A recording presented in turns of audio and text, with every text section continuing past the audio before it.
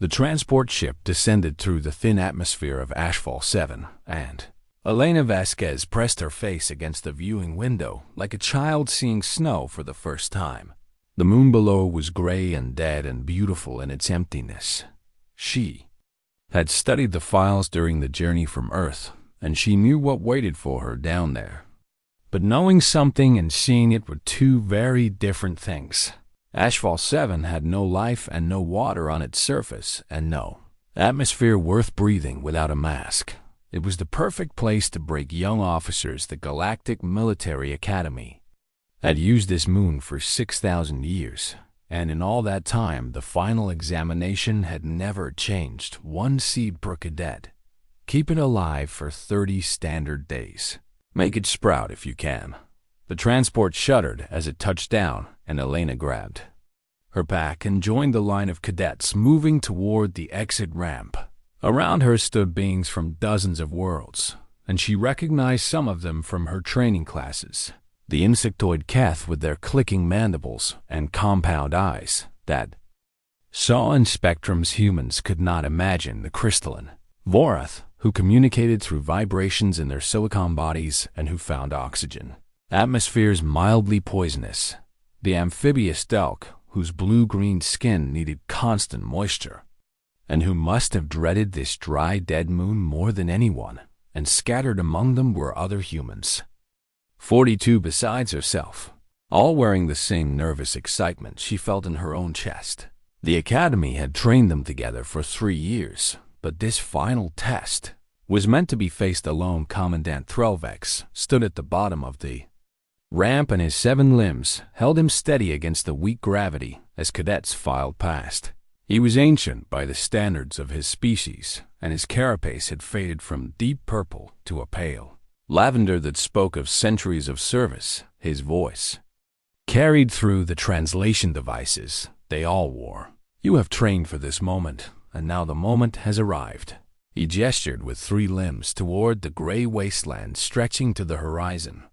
"Each of you will receive 1 seed native to your homeworld and basic survival supplies, and you will be deposited at random coordinates across this moon, and you will have 30 days to keep your seed alive." Elena listened carefully as he continued. "The rules are simple, and there are few of them, and breaking them means immediate failure. Do not harm another cadet. Do not steal from another cadet. Do not leave the designated testing area. Beyond these 3 restrictions, you may do as you wish." He paused, and his many eyes swept across the assembled cadets. In 6,000 years, only 43% of cadets have successfully sprouted their seeds, and many more have kept them alive without germination, and some have failed entirely. This examination tests everything you have learned and everything you are. Go now and prove yourselves worthy of command. The cadets dispersed toward individual drop pods, and Elena found hers marked with her name and homeworld designation. Inside waited her supplies and a small container holding a single seed. She opened it carefully and recognized the acorn immediately. Quercus robur English oak, a tree that had stood in the forests of Earth for millions of years, and that her grandmother had planted in their backyard when Elena was 7 years old. She remembered sitting under that tree reading books about space and dreaming of the stars. Now, she held the potential for another such tree in her palm, and she was very far from home. The drop pod sealed around her and launched toward her assigned coordinates, and Elena spent the descent thinking not about how she would keep her seed alive, but about how she would find the other humans. The pod landed hard, and she emerged into a landscape of gray dust and gray rocks under a gray sky. Her breathing mask hummed quietly as it processed the thin atmosphere, and her suit kept her warm against the cold that would have killed her in minutes without protection. She checked her navigation device and noted her position, and then she did something that no cadet in 6,000 years of Academy history had ever done. She started walking toward the nearest human signal. The Academy had deliberately scattered cadets across the moon to prevent cooperation, and the distances involved were significant. Elena walked for 6 hours before she saw another person. It was a cadet whose name she remembered as Chitiktal, and who was already constructing a small, climate-controlled dome over a patch of prepared soil. Chitiktal looked up as Elena passed, and her mandibles clicked in what might have been confusion. Human Vasquez. Your assigned coordinates are 17 kilometers east of here. I know, Elena said without stopping. I am going to find my people. Your people are your competitors. Elena paused and turned back to face the insectoid cadet. On Earth we have a saying, she said, that if you want to go fast, you go alone, but if you want to go far, you go together. I do not understand. You will, Elena said, and she resumed walking. It took her 3 days to reach the first human. His name was Marcus Okonkwo, and he had been a farmer in Nigeria before joining the academy, and he was sitting in the dust, staring at his seed with an expression of deep thought. Vasquez, he said when she approached, you are very far from your coordinates. So are you. He laughed at that, and the sound was warm and human, and it made Elena feel less alone on this dead gray moon. I was thinking about water, he said, and about how there is supposed to be ice in the shadowed craters to the north. I was thinking about that too. And I was thinking about how my one seed has very little chance of surviving 30 days in this place. Mine too. Marcus stood up and brushed the dust from his suit and looked at Elena with eyes that were beginning to understand. What exactly are you proposing?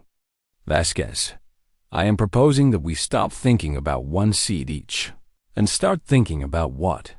Elena smiled, and in that smile was every bond raising and every harvest festival and every harvest cathedral built by human hands working together across thousands of years of history. I am proposing that we build something that keeps all our seeds alive, she said, and I am proposing that we find every human on this moon and convince them to help us do it. Marcus was quiet for a long moment. Then he nodded. Where do we start? We start by walking, Elena said, and we do not stop until we have found them all. Above them, in the orbital monitoring station, Commandant Threlvex watched 2 human signals merge and begin moving together across the surface of HFY 7. He felt something he had not felt in 400 years of administering this examination. He felt uncertain about what would happen next. It took Elena and Marcus 5 days to find all 43 human cadets on HFY 7. They walked across gray dust and climbed gray ridges and descended into gray valleys, and with each human they found their group grew larger and their purpose grew clearer. Some joined immediately without needing any explanation at all. These were the ones who had been sitting alone with their seeds and feeling the impossibility of the task pressing down on them, like the weight of the empty sky above others. Needed convincing, and Elena gave them the same speech each time. We can each try to keep one seed alive, and most of us will fail because that is what the statistics tell us. Or we can work together and build something that gives all our seeds a chance to grow. But the examination is individual. They would say, the examination says do not harm, and do not steal, and do not leave. Elena would reply, it says nothing about cooperation. By the 6th day, all 43 humans stood together in a natural depression between 3 low hills, and they looked at each other with something like wonder. It had been 3 years since they had all been in the same place at the same time, and back then they had been strangers from 100 different nations with 100 different languages. Now they were something else. Now they were a crew. Marcus had taken charge of surveying the terrain, and he spread a hand-drawn map on the ground and pointed to various features. There is ice in the northern craters about 40 kilometers from here, and the readings suggest significant deposits. A woman named Yuki Tanaka, who had studied hydrology before joining the academy, nodded eagerly. If we can extract that ice and melt it, we will have water. But we need a way to move it and store it and distribute it. Irrigation channels, said a man named Diego, who had grown up on a farm in Argentina. We dig channels from high ground to low ground and let gravity do the work. Elena watched her people, talking and planning, and she felt a warmth in her chest that had nothing to do with her suit's temperature controls. This was what humans did. This was what they had always done. When the problem was too big for one person, they gathered together and made it smaller. We need to organize, she said, and the conversations quieted. We have 43 people and 43 seeds in 30 days minus 6, which gives us 24 days left. She looked around at the faces watching her. We need teams for different tasks: water extraction and transport, soil preparation and amendment, irrigation construction, seed care and monitoring, shelter building, and coordination between all of these. Marcus stepped up beside her. Who leads? He asked, and it was not a challenge, but a genuine question. Elena thought about it for a moment. We all lead our own areas, she said, and we coordinate together, because no one person knows everything we need to know. This was how humans had built pyramids and cathedrals and space stations, and this was how they would build a garden on a dead moon.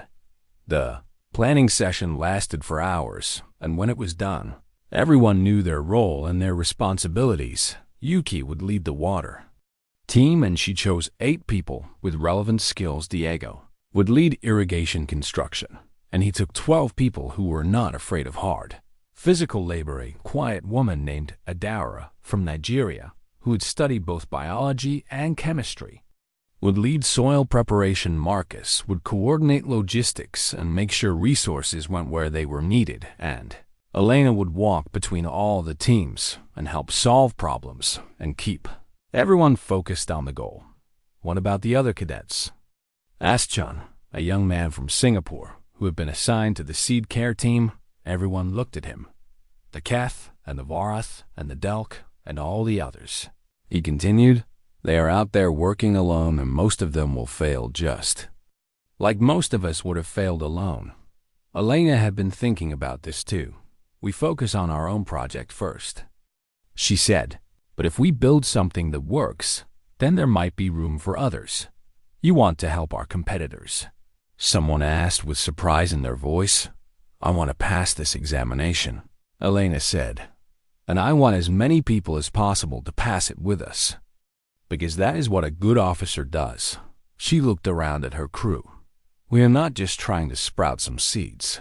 We are trying to show the Academy something they have never seen before. No one argued with that in the orbital monitoring station. Commandant Threlvex watched 43 human signals, clustered together and moving with obvious coordination. His adjutant stood beside him, and her scales rippled with agitation. Commandant, should we intervene? This is highly irregular. Which rule are they breaking? Threlvex asked. The adjutant consulted her records.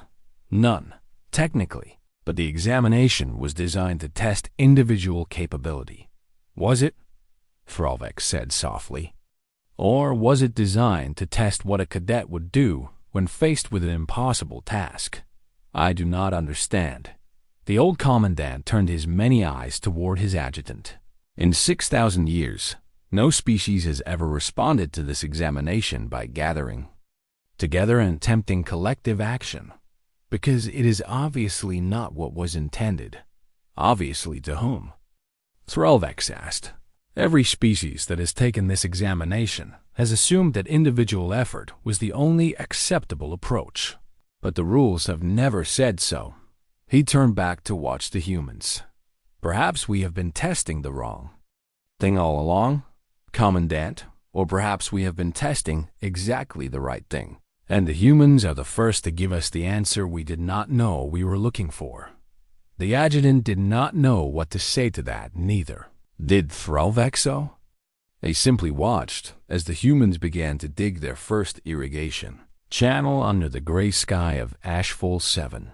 The water team had already departed toward the northern craters, and they would walk for 2 days to reach the ice deposits. The soil team had begun analyzing the chemical composition of the ground and identifying what amendments would be needed. Construction team was marking out the path of the main channel with stakes, and String and Elena walked among them all with a smile on her face and hope in her heart, because this was what her species did. This was what they had always done. They looked at impossible tasks and they said, "Not alone," and they got to work. Yuki's team had worked through the night to install the final section of pipe connecting the ice extraction site to the main reservoir. And when the pumps activated, everyone stopped what they were doing to watch. The water came slowly at first, and then faster, and it filled the reservoir that Diego's team had dug out of the gray dust and lined with sealed fabric from there. Emergency shelters. Elena stood at the edge of the reservoir and watched the water level rise, and she thought about all the rivers and lakes and oceans of Earth that she had taken for granted her entire life. Water was life. Every human knew this in their bones, because every human carried the memory of thirsty ancestors who had walked across savannas searching for exactly this. "It works," Yuki said beside her, and her voice was thick with emotion. "You made it work." Elena replied from the reservoir. The irrigation channels spread outward like the branches of a tree, and at the end of each branch was a planting bed prepared by Adaura's soil team.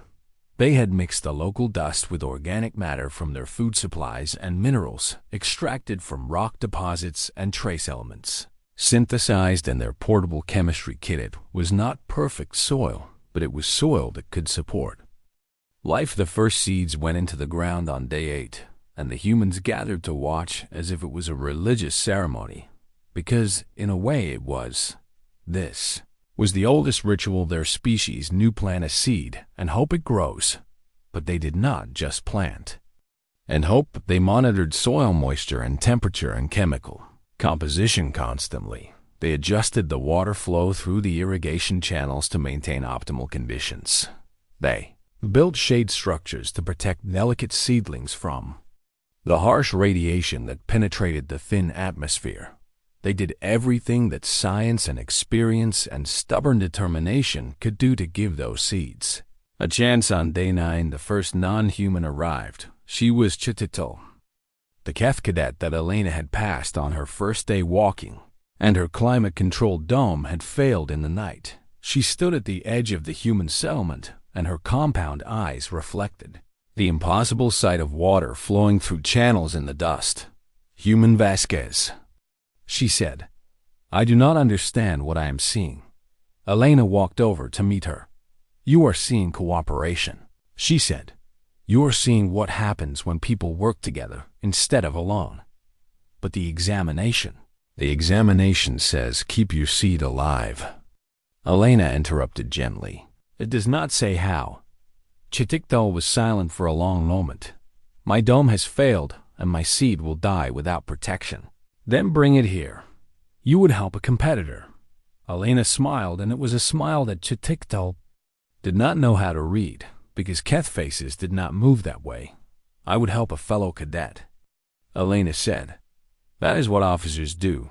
Chitikdal retrieved her seed from the failed dome and carried it back to the human settlement, and Adaura found a place for it in one of the planting beds and adjusted the soil composition to match Keth requirements. The seed was planted by sunset. 2 more non-human cadets arrived on day 10 and 3 more on day 11. Word was spreading across HFY 7 through the communication channels that all cadets shared, and the word was impossible. The humans have built an irrigation network. The humans have water and soil and shelter. The humans are accepting anyone who wants to join Commandant. Threlvex watched the signals clustering together on his display, and he counted them every hour. 33 humans, then 50 cadets total, then 60, then 70. By day 15, there were 107 cadets from 19 different species working together in the settlement that the humans had started calling the Grove. The irrigation network had expanded to 11 kilometers. The planting beds covered 2 full hectares, and the humans had organized everything.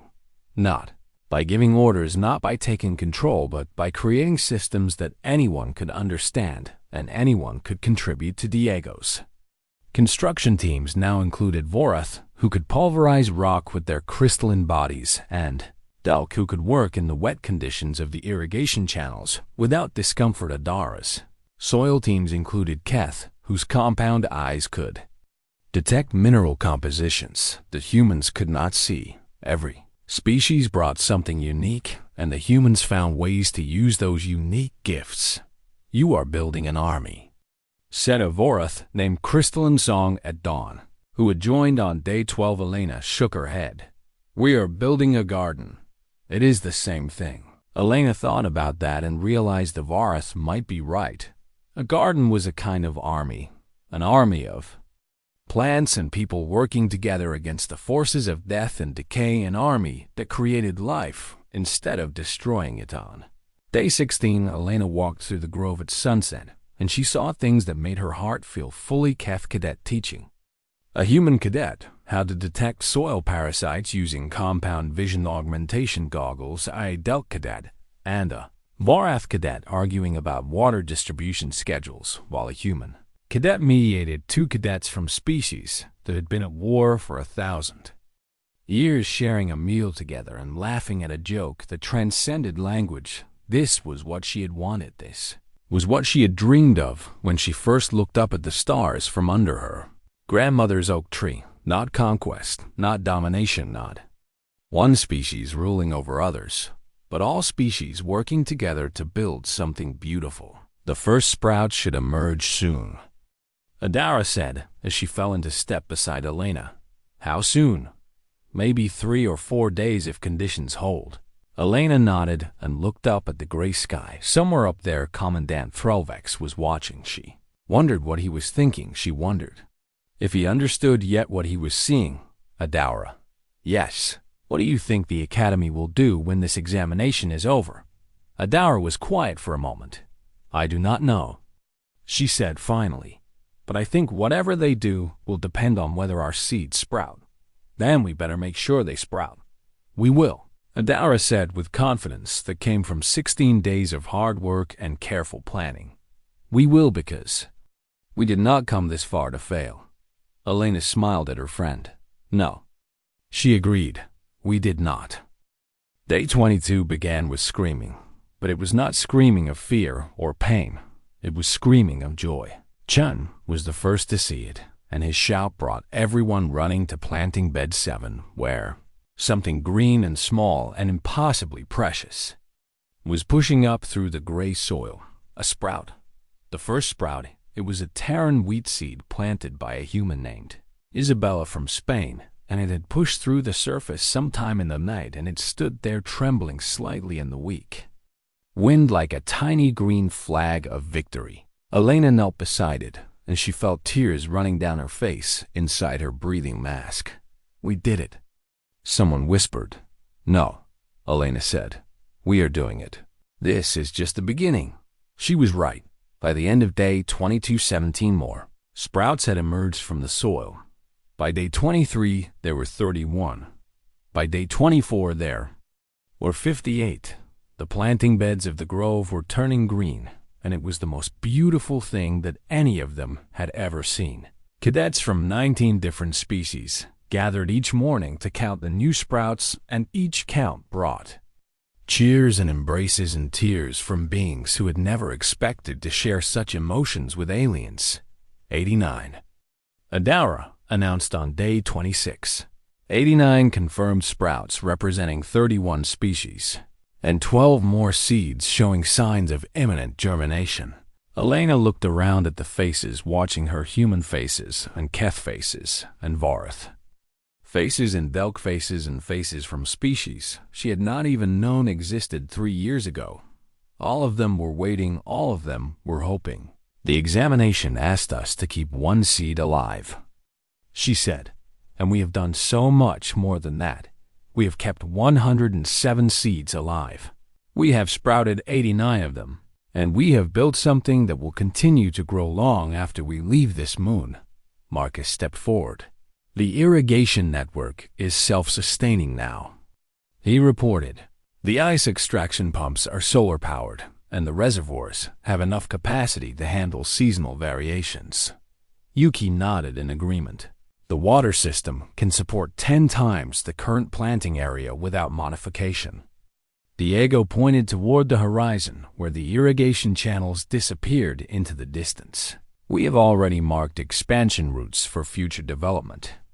Whoever comes here next will be able to grow this garden into something even larger. Elena felt a strange emotion rising in her chest. Pride. Not pride in herself, but pride in her species. Pride in what humans could do when they stopped thinking about individual success and started thinking about collective achievement. There is something else, said crystalline song at dawn. The Vorath silicon body vibrated with harmonics that the translation devices rendered as excitement. What is it?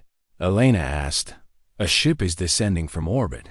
Everyone looked up, and there against the gray sky was a small vessel dropping toward the grove on pillars of controlled fire.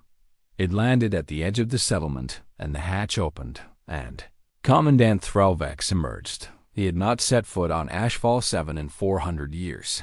He stood thereon, his 7 limbs and his ancient eyes, swept across the irrigation channels and the planting beds and the green sprouts, pushing up through soil that had never known life before.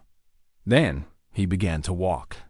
He walked past the reservoir where water from ice 40 kilometers away collected and distributed itself through 11 kilometers of channels. He walked past the planting beds where seeds from 31 different worlds grew side by side in soil that cadets from 19 species had prepared. Together, he walked past cadets who stopped their work to watch him and who wondered what judgment he would render. He walked until he found Elena knee-deep in an irrigation channel making repairs to a damaged section. Cadet Vasquez, he said. Elena looked up at the ancient being who held the fate of her career in his 7 limbs. Commandant, you have done something unprecedented. I have done nothing alone. Commandant, everything you see here was built by 107 cadets working together. Threlvex was quiet for a long moment. In 6,000 years, this examination has been administered to cadets from 217 species. He said, in 6,000 years, no group of cadets has ever attempted what you have attempted. The Keth build individual domes. The Vorath create individual mineral solutions. The Delk dig individual burrows. Every species has approached this examination as a test of individual capability, because that is what they assumed it was meant to test. Elena climbed out of the irrigation channel and faced the Commandant directly. Permission to speak freely. Commandant, granted. The examination does not specify individual effort, Elena said. It specifies 3 rules, and none of them forbid cooperation. I know. Then with respect. Commandant, I think the examination has been testing the wrong thing for 6,000 years. Or perhaps it has been testing exactly the right thing, and no one has ever given the right answer until now. Threlvex made a sound that might have been laughter. You presume to tell me the purpose of my own examination. No, sir, Elena said. I presume to suggest that the purpose might be larger than anyone realized. Explain. Elena gestured at the grove spreading around them. The Academy trains officers who will lead in times of crisis. She said, what is the greatest crisis any officer can face? A situation where individual effort is not enough. A situation where survival requires cooperation. A situation where the only way forward is together. She met the Commandant's many eyes without flinching. This examination puts cadets in exactly that situation. Alone on a dead moon with an impossible task. And for 6,000 years, every species has responded by trying harder as individuals. But trying harder was never the answer. The answer was reaching out. The answer was building something bigger than any one person could build alone. Threlvex stood in silence for a very long time. Around them, the grove rustled with the sound of 97 sprouts growing in soil that should have been sterile forever. How many of your seeds have sprouted? He asked finally, 89 so far with more coming every day. And the Irrigation Network, 11 kilometers with capacity for expansion. And the Coalition of Species, 19 species, 107 cadets, all working together. The ancient commandant looked at the human woman standing before him, and he saw something that he had been waiting 6,000 years to see. He saw the future. The examination will be revised. He said. Elena felt her heart skip. Commandant, you have shown us something we did not know we needed to learn, Threlvex said, and for that the Galactic Military Academy is grateful. Day 30 arrived with the sunrise painting the gray sky in shades of pink and orange that none of them had ever seen on HFY 7 before. Elena stood at the highest point of the grove and looked out over what they had built.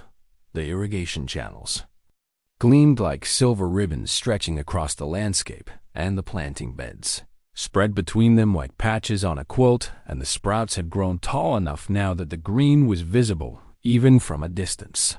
112 sprouts, 34 species represented 107 cadets who had learned what it meant to work together. Transport ships were coming today to take them back to the Academy Station for the formal completion of the examination, and everyone was moving through the grove with a mixture of pride and sadness.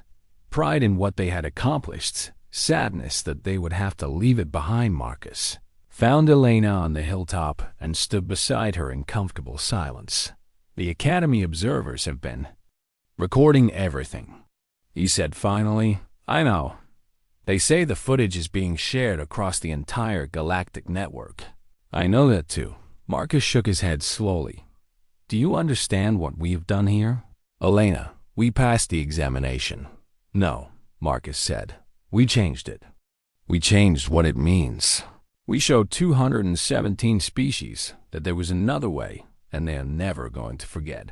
Elena thought about that, and she thought about her grandmother's oak tree back on Earth. And she thought about all the small acts of cooperation that had built human civilization from the first campfire to the first starship.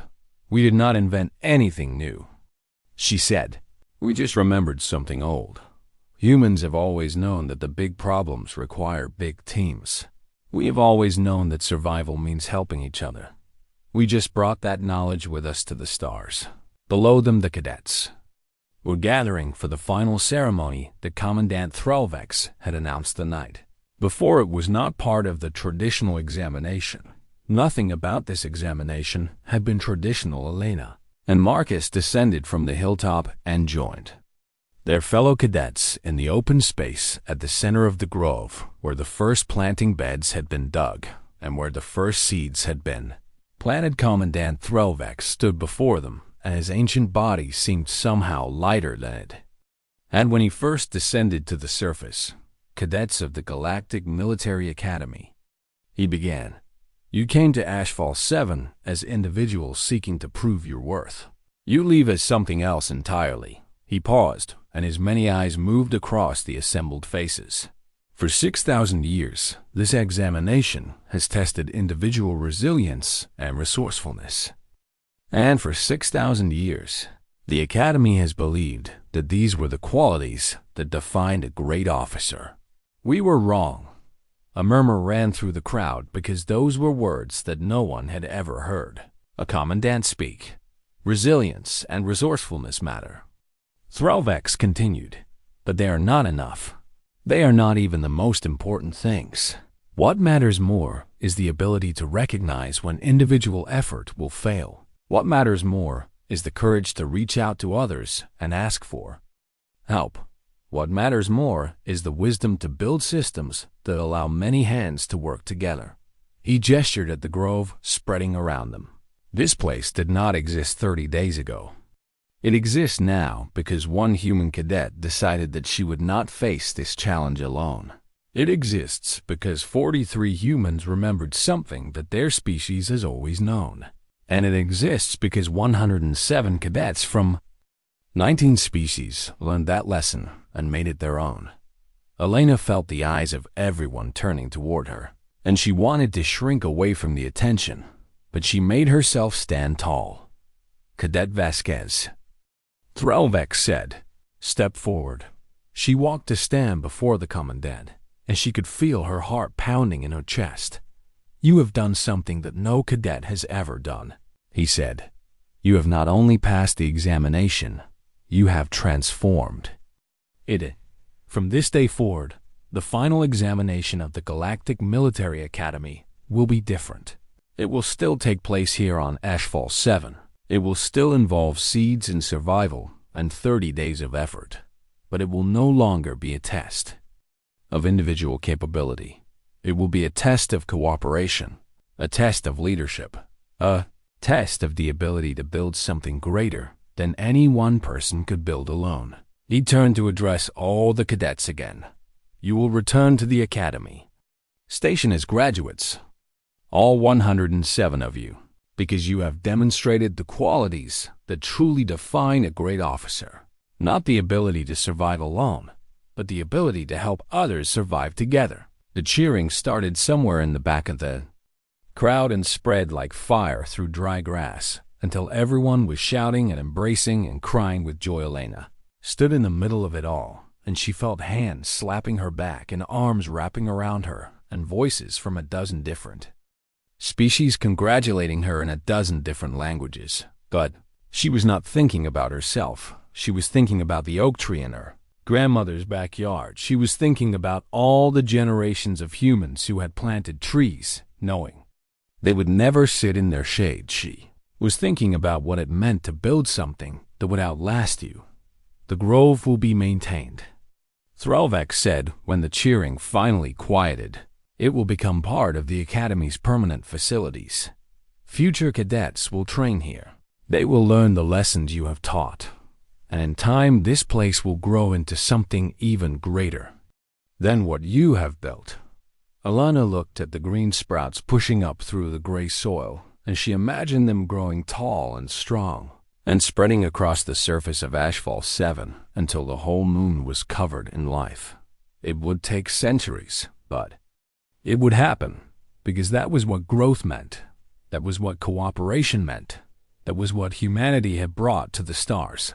Not conquest, not dominion, not the desire to rule over others, but the simple stubborn belief that together we can do more than any of us can do alone. 300 years later, the moon once called HFY 7 had a new name. Vasquez Grove. Its forests covered a continent, and its irrigation networks fed billions of plants from thousands of worlds, and a academy that trained officers for the entire galaxy made its home beneath the canopy of trees that had grown from 112 sprouts. And every year when new cadets arrived to begin their training, they gathered in a clearing at the center of the oldest grove, where a single massive oak tree spread its branches toward the sky. It had grown from an acorn that a young human woman had carried across the stars, and beneath its shade, the cadets learned the lesson that Elena Vasquez had taught the galaxy so long ago, the lesson that humans had always known, the lesson that changed everything. If you want to go fast, go alone, but if you want to go far, go together.